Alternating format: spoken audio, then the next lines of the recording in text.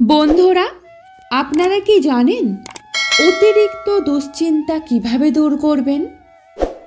কথায় আছে, চিন্তাবিহীন কার্য নাকি ডেকে আনে বিপদ। তাই সূক্ষ্ম ভাবনা চিন্তার গুরুত্ব আমরা সবাই বুঝি, কিন্তু এই চিন্তা যদি হয় বাড়াবাড়ি ধরনের, অর্থাৎ প্রয়োজন ছাড়াই চিন্তা, তাহলে এই অতিরিক্ত চিন্তায় অনেকে মানসিক সমস্যায় পড়েন। বেশি চিন্তা মন আর শরীরের মধ্যে তৈরি করে ভারসাম্যহীনতা। বিশেষজ্ঞরা বলেন, অহেতুক দুশ্চিন্তা অনেকটা চক্রের মতো, যত দূর করতে চাইবেন তত আপনাকে জেঁকে ধরবে। কথায় আছে, অলস মস্তিষ্ক শয়তানের কারখানা। মস্তিষ্ক যত অলস বসে থাকবে তত মাথায় জমা হয় অহেতুক চিন্তা। অহেতুক চিন্তায় কি হয়? অহেতুক দুশ্চিন্তার সূচনা হতে পারে যে কোনো জায়গা থেকেই, আর তার প্রভাব পড়ে দৈনন্দিন জীবনে। কাজের পরিমাণ কমে যায়, সবার আগে প্রভাব ফেলে তার দৈনন্দিন কাজের ওপরে। প্রথমে ফাঁকা সময়ে দুশ্চিন্তার উদ্রেক হলেও আস্তে আস্তে ব্যস্ত সময়েও প্রভাব ফেলা শুরু করে। কাজের উৎপাদনশীলতায়ও যার প্রভাব পড়ে। ঘুম কমে যাওয়া অহেতুক দুশ্চিন্তার সবচেয়ে বড় প্রভাব পড়ে ঘুমে।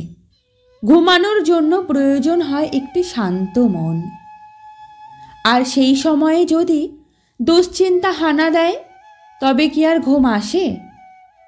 রাতের ঘুমে বড় প্রভাব ফেলে অহেতুক দুশ্চিন্তা। অলসতা দুশ্চিন্তা একবার শুরু হলে চক্রবৃদ্ধি হারে বাড়ে, আর সে চিন্তা শেষ না করে কোনো কাজে মন দেওয়া সম্ভব হয় না। ফলে হয়তো ভেবে রেখেছেন 1 ঘন্টা পর কোনো কাজে বসবেন। অহেতুক দুশ্চিন্তা সে কাজকে পিছিয়ে দেবে আরও কয়েক গুণ। না, এবার পরিত্রাণের উপায়টা জেনে নেওয়া যাক। পরিত্রাণের উপায়।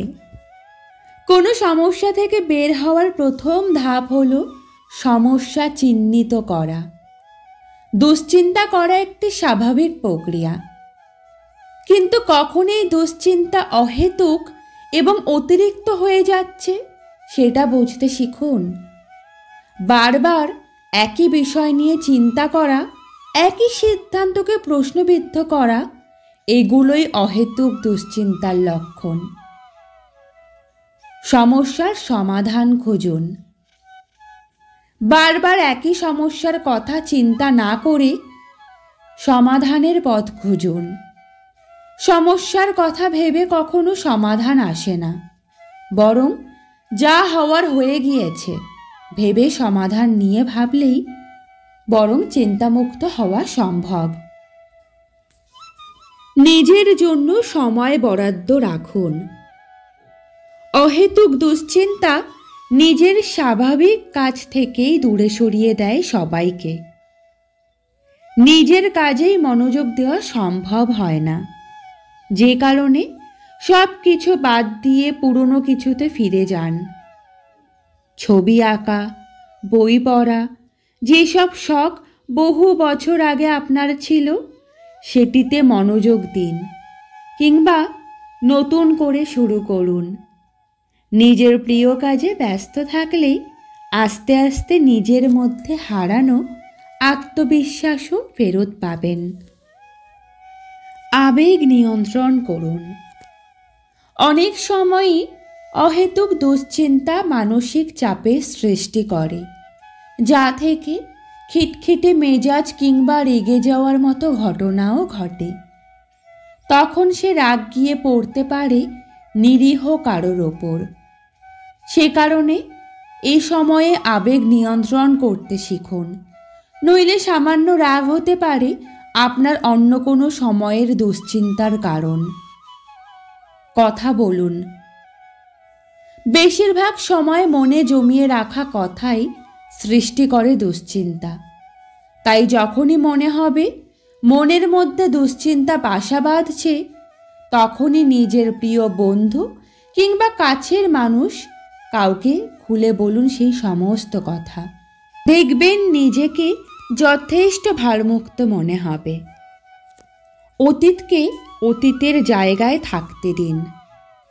যখনই মনে হবে অহেতুক চিন্তা নিজের মনে ঘুরপাক খাচ্ছে, দীর্ঘ একটা শ্বাস নিয়ে ভাবুন, যা হয়েছে ভালোর জন্যই হয়েছে। অতীতকে চাইলেও পরিবর্তন করা সম্ভব নয়, ফলে ওসব নিয়ে ভেবে আর লাভ নেই। অতীতকে অতীতের জায়গায় থাকতে দিলেই বরং সবার জন্য ভালো। এই চিন্তা নিয়ে নতুন করে কাজ শুরু করুন, তবেই এই দুষ্ট চক্র থেকে বের হওয়া যাবে। মনে রাখবেন, দুশ্চিন্তা মানুষের স্বাভাবিক চিন্তাধারারই বহিঃপ্রকাশ। দুশ্চিন্তা করাও দোষের কিছু নয়, কিন্তু এই দুশ্চিন্তাকে নিয়ন্ত্রণে রাখার দায়িত্ব আপনারই। খেয়াল রাখবেন, দুশ্চিন্তাকে যেন আপনি নিয়ন্ত্রণে রাখেন। দুশ্চিন্তা যেন আপনার জীবন নিয়ন্ত্রণ না করে ফেলে।